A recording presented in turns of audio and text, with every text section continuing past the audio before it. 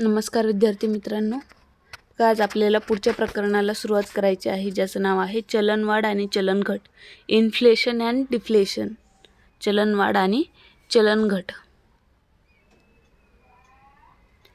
बघा, अर्थव्यवस्थेच्या विकासासाठी किंमत स्थैर्याची आवश्यकता असते. त्यामुळेच चलनविषयक धोरणाचे आर्थिक स्थैर्य हे महत्त्वाचे उद्दिष्ट आहे. अर्थव्यवस्थेत चलनवाढ किंवा चलनघट होते तेव्हा किमतीच्या बाबतीत अस्थिरता निर्माण होते. बघा, चलनवाढीचे दुष्परिणाम टाळण्यासाठी चलनवाढीचे नियंत्रण आवश्यक ठरते. चलनवाढीचे नियंत्रण करण्यासाठी चलनविषयक तसेच राजकोषीय धोरणांचे द्वारे उपाययोजना केल्या जातात. तर बघा, सर्वात आधी आपण चलनवाढ म्हणजे काय ते अभ्यासू.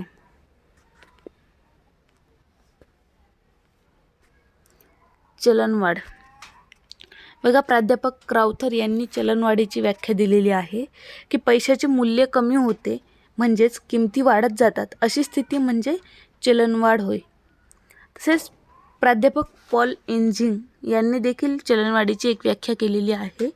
ती व्याख्या अशी आहे की चलनवाढ म्हणजे असमतोलाची अशी अवस्था की ज्यामध्ये खरेदी शक्तीचा विस्तार हा किंमत पातळीतील वाढीस कारणीभूत आहे किंवा तो त्याचा परिणाम आहे, अशी व्याख्या प्राध्यापक पॉल एन्झिंग यांनी केलेली आहे. बघा, सर्वसाधारणपणे चलनवाढ म्हणजे अशी स्थिती की ज्यात किमतीच्या पातळीत मोठ्या प्रमाणात व वेगाने वाढ झालेली असते आणि पैशाच्या मूल्यात घट झालेली असते, त्यालाच चलनवाढ असे म्हटले जाते. या चलनवाढीलाच इंग्रजीत इन्फ्लेशन असे म्हटले जाते. चलनवाढीसाठी किंवा चलनवाढ या शब्दासाठी इंग्रजीतील इन्फ्लेशन हा शब्द वापरला जातो आणि त्यालाच चलन फुगवटा किंवा चलन विस्तार किंवा चलन अतिवृद्धी असे देखील म्हटले जाते. तसेच भाववाढातिरेक, अवास्तव चलनवाढ असे अनेक पर्यायी शब्द चलनवाढीला वापरले जातात. सर्वसाधारणपणे चलनवाढ किंवा चलन फुगवटा किंवा चलन अतिवृद्धी हे 3 शब्द जास्त प्रमाणात वापरले जातात. त्यानंतर बघा, आपल्याला चलनवाढीची कारणे अभ्यासायची आहेत. चलनवाढीची कारणे.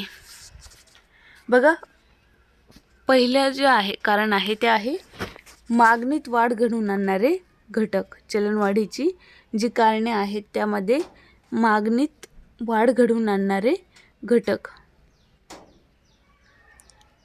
मागणीत वाढ घडवून आणणारे घटक. मागणीत कशामुळे वाढ घडून येते ते आता आपल्याला अभ्यासायचे आहे. तर बघा, पहिलं आहे पैशाच्या पुरवठ्यातील वाढ. बघा, पैशाच्या पुरवठ्यातील वाढीमुळे एकूण मागणीत वाढ होते आणि त्यामुळे चलनवाढ ही घडून येते. पैशाच्या पुरवठ्यातील वाढीचा दर हा अधिक असेल तर चलनवाढीचा दर देखील अधिक असतो. त्यानंतर सार्वजनिक खर्चातील वाढ.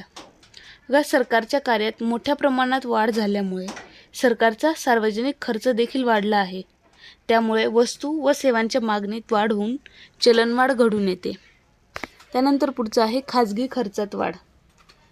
अर्थव्यवस्थेतील मागणी अतिरिक्त ठरण्यास उपभोग खर्च व गुंतवणूक खर्च यामुळे खाजगी खर्चात देखील वाढ होते.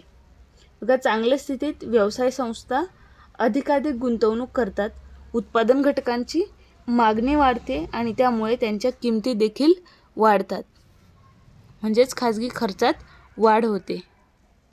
त्यानंतर कर आकारणीत कपात. बघा, सरकारकडून जर करात कपात केली गेली तर लोकांच्या खरेदी शक्तीत वाढ होते आणि त्यामुळे लोक उपभोगासाठी अधिकाधिक वस्तू व सेवा खरेदी करतात, त्यामुळे देखील मागणीत वाढ होते. त्यानंतर अंतर्गत कर्जाची परतफेड. अंतर्गत कर्जाची परतफेड.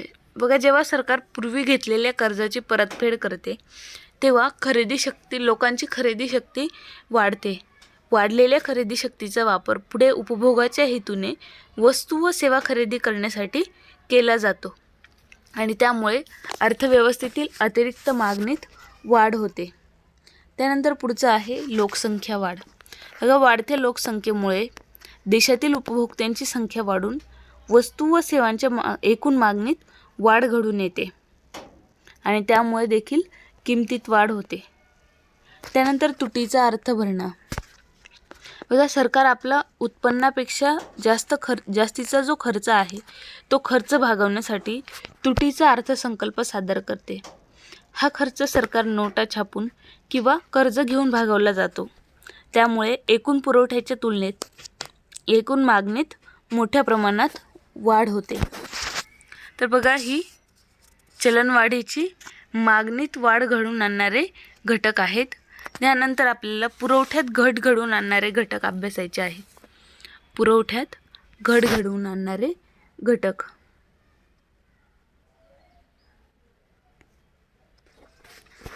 बघा, पुरवठ्यात कोणकोणत्या घटकांमुळे किंवा पुरवठ्यात घट ही कोणत्या घटकांमुळे घडून येते ते आता आपल्याला अभ्यासायचे आहे. त्यामध्ये पहिलं आहे उत्पादन घटकांचा पुरवठा. बघा, उत्पादनासाठी आवश्यक असलेले श्रम, कच्चा माल, वीज भांडवल इत्यादी घटकांची टंचाई असेल तर त्यामुळे अतिरिक्त क्षमता निर्माण होऊन औद्योगिक उत्पादनात देखील मोठ्या प्रमाणात वाढ होते. त्यानंतर औद्योगिक कलह. बघा, प्रबळ कामगार संघटना असलेल्या देशामध्ये उत्पादन हे कमी होते. कामगार व मालक यांच्यात वेतन तसेच इतर गोष्टींसंदर्भात संघर्ष होतो तेव्हा कामगार संप करतात. तसेच मालक देखील टाळेबंदी करतात. मग अशा परिस्थितीत उत्पादनात घट होऊन पुरवठ्यात देखील घट होते. त्यानंतर पुढचं आहे नैसर्गिक आपत्ती. बघा, नैसर्गिक व मानवनिर्मित आपत्तींमुळे शेतमालाच्या उत्पादनावर प्रतिकूल परिणाम होतो आणि त्याच्या उत्पन्नात देखील घट होते. त्यामुळे अन्नधान्य पुरवठ्यात घट होते. तसेच कच्च्या मालासाठी शेतीवर अवलंबून असणाऱ्या जे उद्योग आहेत, उदाहरणार्थ साखर उद्योग असतील, कापड उद्योग असतील, यासारख्यांना कच्चा माल पुरेशा प्रमाणात उपलब्ध होत नाही आणि त्यामुळे उत्पादनात घट होते आणि उत्पादनात जर घट झाली तर परिणामी पुरवठ्यात देखील घट होईल. त्यानंतर घटत्या फलाचा नियम.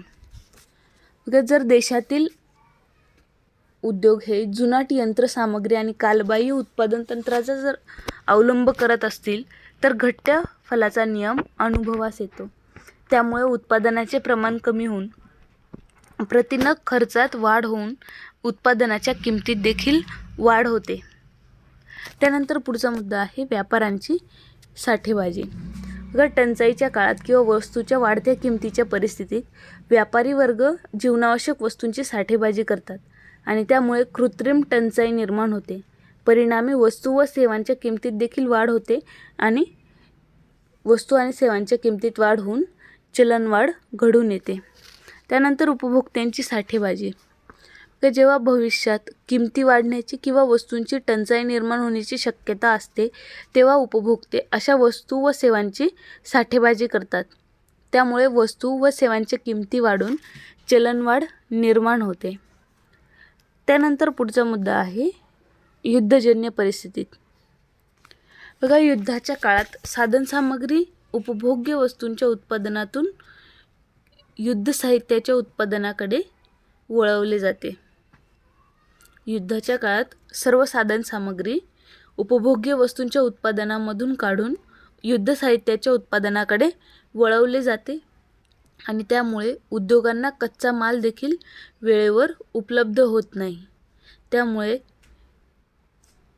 उपभोग्य वस्तूंच्या उत्पादनात घट होऊन पुरवठा कमी होतो व त्याच्या किमतीत देखील वाढ होते. म्हणजेच उत्पादन घटकांचा जर पुरवठा कमी झाला असेल किंवा औद्योगिक कलह ज्या देशामध्ये असतील, नैसर्गिक आपत्ती आली असेल